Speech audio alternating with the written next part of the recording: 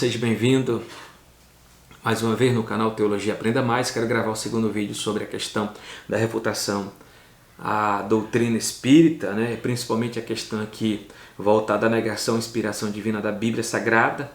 E a questão, o Espiritismo nega a doutrina da Trindade, a refutação aqui que nós temos: a Trindade pode ser explanada e biblicamente provada seguindo três fatos. Existe um só Deus, como está registrado em Deuteronômio 6 e 4, Isaías 43 e 10 e os demais textos aí. Esse único Deus é uma pluralidade de pessoas, claro, e isso pode ser visto pela seguinte comparação entre as passagens. E há três pessoas na Bíblia que são chamados Deus e que são eternas por natureza: o Pai, o Filho e o Espírito Santo. Então nós temos a Trindade aí, que Deus é um só, mas que subsiste em três pessoas: Pai, Filho e Espírito Santo. O Pai é o Pai, o Filho é o Filho, o Espírito Santo é o Espírito Santo. Elas são iguais em poder, glória e majestade. Então a Trindade é essa união de três pessoas que a Bíblia apresenta: o Pai como Deus, o Filho como Deus, o Espírito Santo como Deus, mas não são três deuses. É um só Deus que subsiste em três pessoas. Então, dentro da divindade tem três pessoas, que é Pai, Filho e Espírito Santo. Outra questão aqui, eles negam a deidade de Cristo, a refutação: Jesus perdoa pecado, atributo exclusivo de Deus, aceita adoração que só se deve prestar a Deus, foi chamado abertamente de Deus e não se opõe a isso, Afirma ser filho de Deus igual a Deus, Os textos aqui de João 5,16, João 10 e 30, Eu e o Pai somos um. A questão e vários outros textos também que a gente pode estar refutando, Então temos aqui outra questão: eles negam a nossa redenção por Cristo. Paulo ensina em 1 Coríntios capítulo 15, 3, afirma que a missão de Jesus Cristo nesse mundo foi de salvar e resgatar as almas perdidas, e por isso morreu por nós, pecadores. Assim a Bíblia é clara ao declarar que seu nome, Jesus Salvador, indicaria sua missão: salvar o mundo. Ele veio buscar e salvar aquele que se havia perdido, Paulo afirma que a nossa redenção é feita por Cristo e que seu sangue nos purifica de todo o pecado, O sangue de Jesus nos purifica de todo o pecado. Outra questão: a doutrina espírita nega a existência do céu como lugar de felicidade. João 14, 2 e 3 nos ensina que o céu é um lugar e que os que pertencem a Jesus estarão no mesmo lugar para onde ele foi. Jesus ascende ao céu e tomou posição à direita de Deus, Prometeu que os seus estaria onde ele estivesse. João 17, 24. Paulo em Filipenses 3 e 20 falarão igualmente da sua esperança celestial. Então temos o céu a esperar. Eles negam a doutrina do inferno como lugar de tormento eterno e consciente. Jesus falou claramente sobre os castigos reservados aos culpados em Mateus 25 e 41, afirmando que a vida eterna do justo tem duração igual ao castigo eterno dos injustos. Há outras referências onde Jesus emprega essas palavras que indicam duração sem fim, é do castigo reservado aos ímpios.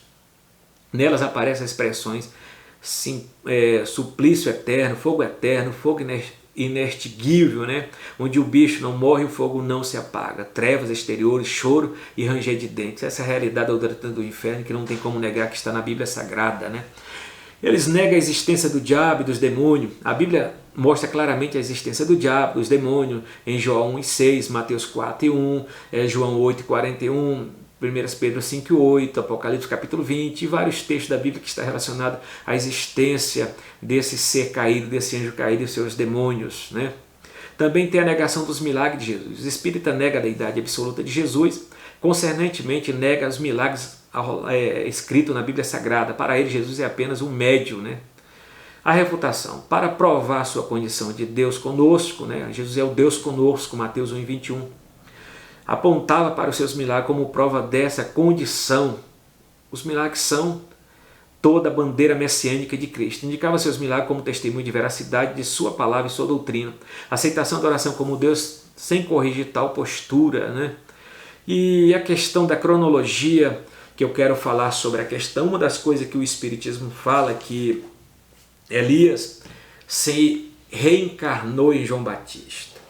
Um dos primeiros princípios para acontecer a questão da reencarnação, voltar novamente à vida com outra pessoa, Elias foi Elias, agora apareceu, foi reencarnado em João Batista. Para se reencarnar, a princípio tem que morrer. E de fato Elias não morreu. como está registrado em 1 Reis, né? Quando se trata a história de Elias, o capítulo 17 fala de Elias, o capítulo 18 fala de Elias, o capítulo 20 fala de Elias, né? Até entrar em segundo Reis, fala que Elias foi levado para o céu em uma carruagem, né? Aos olhos de Eliseu e aos olhos daqueles 50 profetas ao qual observava. Então, Elias não morreu. Se Elias não morreu, Elias não se reencarnou em João Batista. E o próprio João Batista, quando perguntaram para eles, és tu o Cristo? Ele falou, não. És tu ou Elias? Também não. És tu aquele que Malaquias profetizou que era Elias? Não.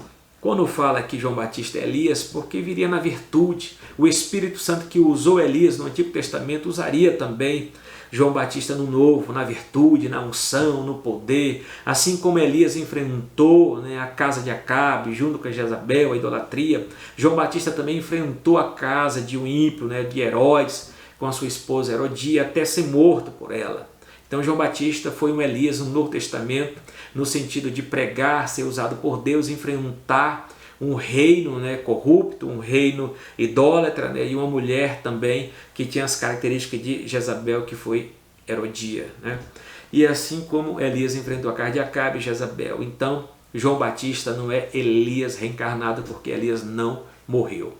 De já eu quero agradecer a oportunidade de estar aqui com vocês. Isso é mais uma reflexão dentro da questão desse vídeo aqui sobre seitas e heresia.